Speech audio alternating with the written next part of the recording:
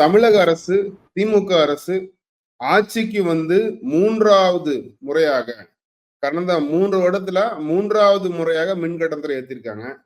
முதல் முறை வந்து 2022ல பார்த்தோம்னா, பழைய மின் கட்டண விகிதத்துக்கும், உயர்த்தப்பட்ட மின் கட்டண விகிதத்துக்கும் கிட்டத்தட்ட 50% வித்தியாசம்.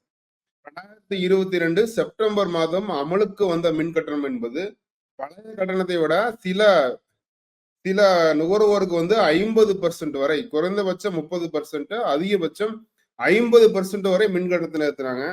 அந்த மின் கட்டணத்தை ஏற்றுக்கொள்ளாத சிறு குறு தொழில் முனைவோர் கடந்த 2 வருடங்களாக கடுமையா போராடி வர்றாங்க. இன்னைக்கு வந்து மின்சாரத்தை வந்து இந்த அரசுல யாரை கேட்டா என்ன சொல்லுவாங்கன்னா, நாங்க வந்து வீட்டு பயனாளிகளுக்கு ஏத்தவே இல்லை அப்படிங்கிற மாதிரி சொல்லுவாங்க. ஆனா வந்து சிறு தொழில் பண்றவங்க, அவங்க வந்து 2 பேர்த்த வச்சு ஒரு லேத் ஓட்டலாம். கோயம்புத்தூர் போன்ற மாவட்டத்துல வந்து 2 பேரை வச்சு ஒரு லேத் ஓட்டலாம். நீங்க ஒரு மளிகை கடை வச்சிருக்கலாம், இல்ல வந்து வேற வியாபார நிறுவனம் வச்சிருக்கலாம், ஒரு டிவி சர்வீஸ் சென்டர் வச்சிருக்கலாம், ஒரு ஆட்டோமொபைல் சர்வீஸ் பண்ற இடமா இருக்கலாம். இந்த மாதிரி வந்து சிறு குறு தொழில் நிறுவனத்துக்கான மின் கட்டணத்தை இவர்கள் 2022ல ஏற்றிய பொழுது அதை எதிர்த்து போராட்டம் பண்றாங்க. நம்ம கடந்த ஆண்டு பார்த்தோம்னா, கடந்த ஆண்டு ஜூலை மாதம் இதே போல வந்து 6% உயர்த்தினாங்க. அந்த உயர்வை கண்டித்து தமிழகம் முழுவதும் இருக்கிற சிறு குறு தொழில் முனைவர் தொடர்ச்சியா போராட்டம் பண்ணாங்க. 17 கட்டமா போராட்டம் பண்ணாங்க. உண்ணாவிரதம் இருந்து பார்த்தாங்க, அரசு கேட்கல. வேலை நிறுத்தம் செஞ்சாங்க, அரசு கேட்கல. கருப்பு கொடி கட்டி போராட்டம் பண்ணாங்க, அரசு கேட்கல. முதல் முறையாக தமிழ்நாட்டுல வந்து தொழில் முனைவர்கள் ரோட்ல வந்து மனித சங்கிலி போராட்டம் பண்ணாங்க. அதற்கும் அரசு வந்து எந்த நடவடிக்கை எடுக்கல. அவர்கள் சொன்னதெல்லாம் தேர்தலுக்கு பிறகு, அதாவது நாடாளுமன்ற தேர்தலுக்கு பிறகு கட்டணத்தை குறைக்கிறோம் அப்படின்னு வாக்குறுதியை கொடுத்து அந்த போராட்டத்தை கலைச்சு விட்டாங்க. இன்னைக்கு என்ன நடந்திருக்குன்னு பார்த்தோம்னா, நாடாளுமன்ற தேர்தல் முடிந்த பிறகு விவரமா வந்து இந்த விக்கிரவாண்டி இடைத்தேர்தல் அங்க கூட பாதிப்பு வரக்கூடாது என்ற விக்கிரவாண்டி இடைத்தேர்தல் முடிவுகள் வந்த பிறகு உடனடியாக இன்னைக்கு வந்து நம்ம கட்டணத்தை வந்து 4.83% ஏத்திருக்காங்க. இது வந்து முதல் பாதிப்பு சிறு குறு தொழில் நிறுவனங்களுக்கு தான். அதே போல வந்து அந்த பாதிப்பு எல்லா இடத்துலயும் இருக்கும். நீங்க வந்து ஒரு பள்ளிக்கு போறீங்க, பள்ளிகளுக்கான கட்டணத்தை வந்து ஏத்துறீங்க, அந்த பாதிப்பு அங்க இருக்கும். நீங்க வந்து இங்க உயர்த்துற கட்டணம் வந்து எல்லா வகையிலும் பாதிப்பு வரும். ஒரு நிறுவனம் வந்து நம்ம வந்து உணவுப் பொருள் தயார் நிறுவனம் வச்சுக்கலாம். ரைஸ் மில் கட்டணத்தை ஏத்துறீங்க, அந்த ரைஸ் மில்லுக்கு ஏற்றப்படும் கட்டணம் என்பது அரிசி விலையில ஏறும். நீங்க வந்து ஒரு ஜவுளி தொழிற்சாலை அதற்கான கட்டணத்தை ஏற்றும் பொழுது ஆடையோட செலவு வந்து ஏறும். இப்ப நம்ம நேரத்து நம்ம ஒரு விஷயத்தை பார்த்தோம். கர்நாடகால வந்து கன்னடியருக்கு மட்டும்தான் வேலை வாய்ப்பு அப்படின்னு ஒரு சட்டம் கொண்டு வந்தாங்க. அதை வந்து தொழில் நிறுவனங்கள் அனைத்துமே ஒற்றுமை எதிர்த்தாங்க. உடனடியாக வந்து பக்கத்து மாநிலத்துல வந்து எங்க மாநிலத்துக்கு வாங்க, நாங்க வந்து தேவையான உதவிகளை செஞ்சு தரோம்னு சொன்னாங்க. அப்போ வந்து தொழில் நிறுவனங்கள் வந்து தமிழகத்தில் வந்து அது போன்ற நிலை எனக்கு ஏற்பட போகுது. தமிழகத்தில் இது போல தொடர்ச்சியாக மக்களோட குறைய கேட்காம, மக்களுடைய சிரமங்களை கவனிக்காமல், அதை வந்து கருத்துல கொள்ளாம வந்து கட்டணம் ஏத்திட்டே போனாங்க. அப்படிங்கிறப்ப வந்து தொழில் நிறுவனங்கள் பக்கத்து மாநிலங்களுக்கு மாறதுக்கான வாய்ப்பு இருக்கு. நம்ம வந்து உடனே வந்து குஜராத்தை கம்பேர் பண்ணி அறிக்கை கொடுப்பாங்க. நம்ம குஜராத்ல வந்து இன்றைய தேதியில வந்து சிறு குறு தொழில் நிறுவனத்துக்கான கட்டணம் வந்து குஜராத்ல தமிழ்நாட்டை விட குறைந்தபட்சம் 30% வந்து கட்டணம் கம்மியா இருக்கு. அப்போ தொழில் நிறுவனங்கள் இங்கிருந்து அங்க போறத நம்ம தடுக்கவே முடியாது. அதே போல இப்ப வந்து எதற்கடுத்த ஒரு மொக்கைய ஒரு காரணம் சொல்லுவாங்க. திமுக ஒரு ஒட்டுமொத்தமா சொல்றது வந்து உதய திட்டத்துல கையெழுத்து போட்டாங்க, அதனால நான் கட்டணத்தை ஏத்துறோம் அப்படின்னு வந்து ஒரு காரணம் சொல்லுவாங்க. முதல்ல வந்து நம்ம உதய திட்டத்தை பத்தி தெரிஞ்சுக்குவோம். உதய திட்டம் என்பது வந்து அரசு மற்றும் தனியார் மின் உற்பத்தி மற்றும் பகிர்மானம் செய்யக்கூடிய நிறுவனங்கள், அதற்கான வந்து நிதி ஆதாரம் வலுவாக இருக்க வேண்டும், நஷ்டத்தில் இயங்கக்கூடாது அப்படின்னு தான் சொல்றாங்க. அதுக்கு வந்து 3 கருத்துக்கள். ஒண்ணு வந்து உற்பத்தி செலவை குறைக்க வேண்டும். உற்பத்தி செலவு எப்படி குறைக்கிறது? நீங்க வந்து அனல் மின்சாரத்துல ஒரு யூனிட் உற்பத்தி செலவு 7 ரூபாய் 8 ரூபாய் வருது. அதே சமயம் வந்து நம்ம காற்றாலை மின்சாரமோ சூரிய ஒளி மின்சாரமோ ஒரு யூனிட் விலை 5 ரூபாய்க்கும் கீழே. இன்னைக்கு தமிழக அரசு நிறுவனம் கொடுக்குற கட்டணம் எல்லாம் 5 ரூபாய்க்கு மேலதான் வைக்கிறாங்க. அப்போ வந்து சூரிய ஒளி மின்சாரத்தை உற்பத்தி அதிகப்படுத்தினால் தமிழக அரசு உற்பத்தி செலவை குறைக்க முடியும். அப்போ அவங்களுக்கான வந்து கட்டணத்தை ஏற்ற வேண்டிய தேவை இருக்காது. இவர்கள் அதை செய்யவே இல்லை. ஆட்சிக்கு வந்த பிறகு இன்று வரை 3 ஆண்டு காலத்தில் தமிழக அரசின் சொந்த மின் உற்பத்தி அதிகரிக்கவே கிடையாது. இவர்கள் வந்து அந்த நம்ம வந்து எண்ணூர்ல வந்து இதுக்கு ஒரு திட்டம் கொடுத்தாங்க, பிஜிஆர் எனர்ஜிக்கு. அந்த திட்டம் கொடுத்த போது நான் வந்து பதிவு பண்ணியிருந்தேன், இது வந்து பிஜிஆர் நிறுவனத்தால இந்த திட்டத்தை செயல்படுத்த முடியாது. அந்த நிறுவனத்துக்கு கொடுப்பதால் வந்து நிச்சயமாக தமிழக அரசால் உற்பத்தியை அதிகரிக்க முடியாதுன்னு சொல்லியிருந்தோம். அதுக்கு வந்து 500 கோடிக்கு மானஸ் நோட்டீஸ் எல்லாம் விட்டாங்க. இப்ப என்னாச்சுன்னு பார்த்தோம்னா 2 ஆண்டுகளுக்கு பிறகு 2022 ஜனவரியில பிஜிஆர் டெண்டர் கொடுத்தாங்க.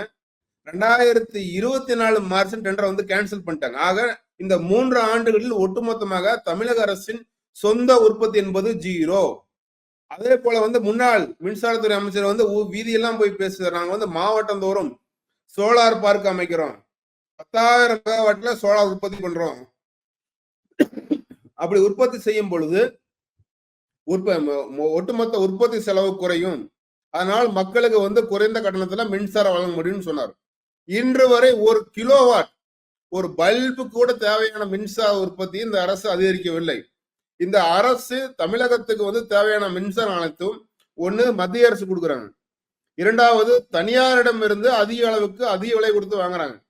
அங்கதான் நமக்கு வந்து ஏன் தனியார்கிட்ட வாங்குறீங்க, என்ன காரணத்தினால தமிழக அரசு சொந்த உற்பத்தி அதிகரிக்கவில்லை? வாய்ப்பு இருக்கு, சோலார்ல நீங்க வந்து நீங்க 6 மாச திட்டம் கொண்டு வர முடியும். நீங்க இடம் மட்டும் இருந்தால் போதும், சோலார் மின்சார உற்பத்தி திட்டத்தை 6 மாசத்துல செயல்படுத்த முடியும். ஆக இந்த 3 ஆண்டுகள்ல ஒரு திட்டம் கூட செயல்படுத்தாத காரணம் என்ன? எல்லாமே லஞ்சம் தான். இவர்களுக்கு வந்து ஒரு தனியார் நிறுவனம் சோலார் மின்சார உற்பத்தி திட்டம் போறோம்னு போனா 20 லட்சம் ரூபாய் லஞ்சம் கேட்கறாங்க. ஒரு மெகாவாட் 20 lakhs லஞ்சம் வாங்கிட்டு தான் அப்ரூவல் பண்றாங்க.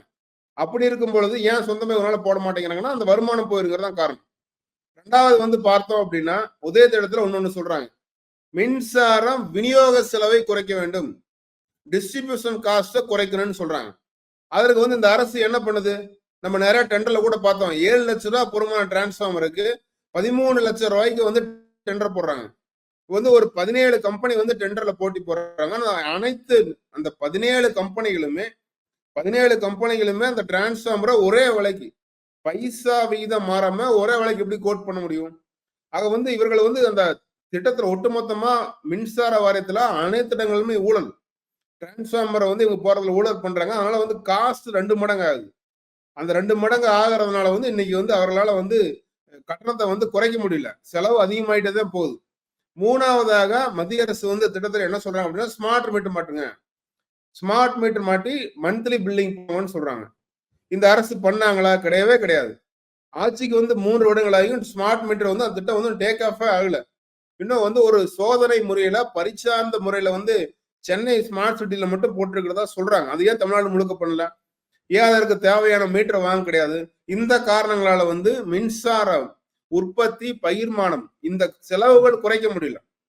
அதனால வந்து இவர்கள் வந்து கட்டணத்தை ஏத்துறாங்க. அதுக்கு வந்து மத்திய அரசு பழி சொல்றாங்க. மத்திய அரசு சொல்றதுல என்னன்னா, நீங்கள் வந்து உற்பத்தி செலவு, விநியோக செலவு எல்லாத்தையும் கூட்டி லாபம் பார்க்க வேண்டும் என்பது கட்டாயம் இல்லை. ஆனால் தமிழ்நாடு இந்த மின்சார வாணிகள் நஷ்டத்தில் போகக்கூடாதுன்னு சொல்றாங்க. இங்க வந்து உற்பத்தி செலவு அதிகம் பண்றாங்க, விநியோக செலவு வந்து டிரான்ஸ்ஃபார்மர் போன திட்டங்களுக்கு வந்து கமிஷன் வாங்கிட்டு அதிக விலைக்கு வந்து டெண்டர் கொடுக்குறாங்க.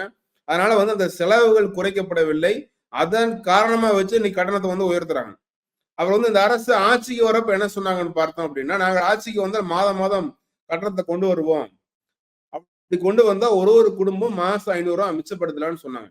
இன்னைக்கு 3 ஆண்டுகள் ஆயிடுச்சு.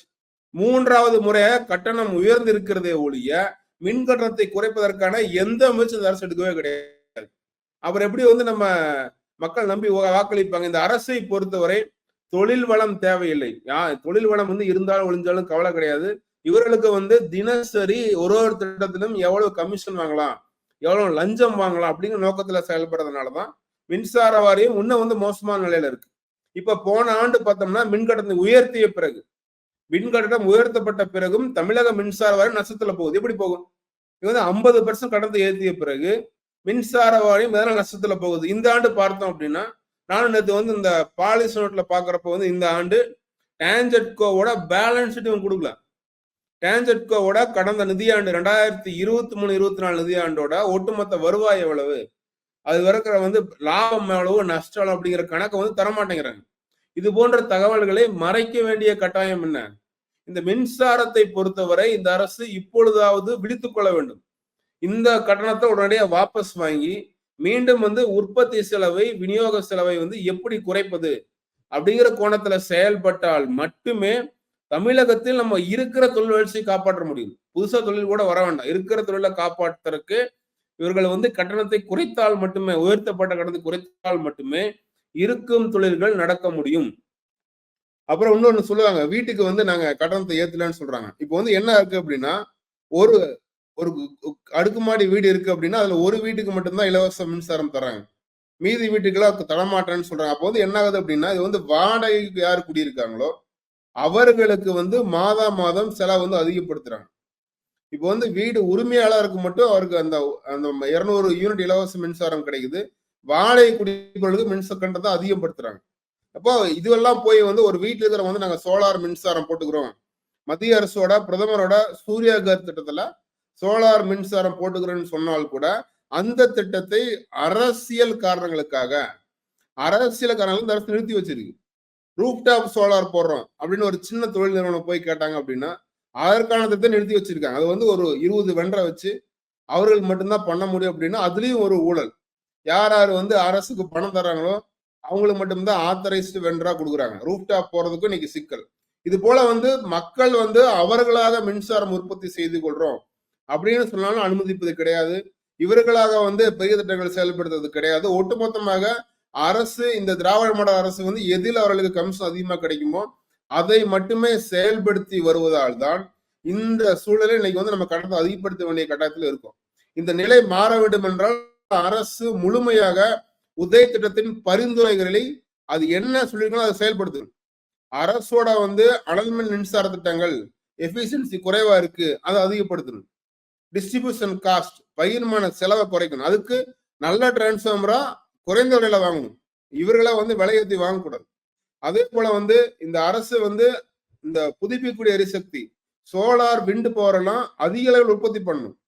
இப்போ வந்து போன ஆண்டு பார்த்தோம் அப்படின்னா தனியார் வந்து நீங்க காற்றாலை மின்சாரம் உற்பத்தி பண்றவங்க வந்து உற்பத்தி பண்ற மின்சாரத்தை அரசு வாங்க மாட்டேங்கிறாங்க. அரசுகிட்ட வந்து இந்த எவாக்குவேஷன் கெப்பாசிட்டி பத்தல, அதற்கான முதலீடுகளை வந்து எதுவுமே கிடையாது. இது வரைக்கும் அந்த அரசு பண்ணல. நமக்கு வந்து தேவையான அளவு காற்றாலை மின்சாரம் உற்பத்தி பண்ணாலுமே உற்பத்தியாகிற மின்சாரத்தை எடுத்து பயன்படுத்துறதுக்கு நம்ம கிட்ட வந்து கெப்பாசிட்டி இல்லை. இதுவே வந்து ஒரு காலத்துல வந்து நம்ம கடந்த 15 ஆண்டுகளுக்கு முன்பாகவே காற்றாலை மின்சாரத்தில் முதலிடத்துல வந்து தமிழ்நாடு. இன்னைக்கு வந்து நம்ம 3ஆம் இடத்துக்கு போயிருக்கோம். அதற்கு காரணம் வந்து காற்றாலை மின்சாரம் உற்பத்தி செய்யக்கூடிய நிறுவனங்களுக்கு நம்ம போதுமான ஆதரவு கொடுக்கல. அந்த உபரி நிறுவனம், ஒரு தனியார் நிறுவனம் போடுறாங்க, அவர்கிட்ட வந்து உபரி மின்சாரம் இருக்குன்னா அந்த மின்சாரத்தை வந்து அரசு வாங்கக்கூடிய கெப்பாசிட்டி இல்லை. இது எல்லாம் மாற்றினால் மட்டுமே தமிழகத்தில் தொழில் வளத்தை இந்த அரசால் காப்பாற்ற முடியும்.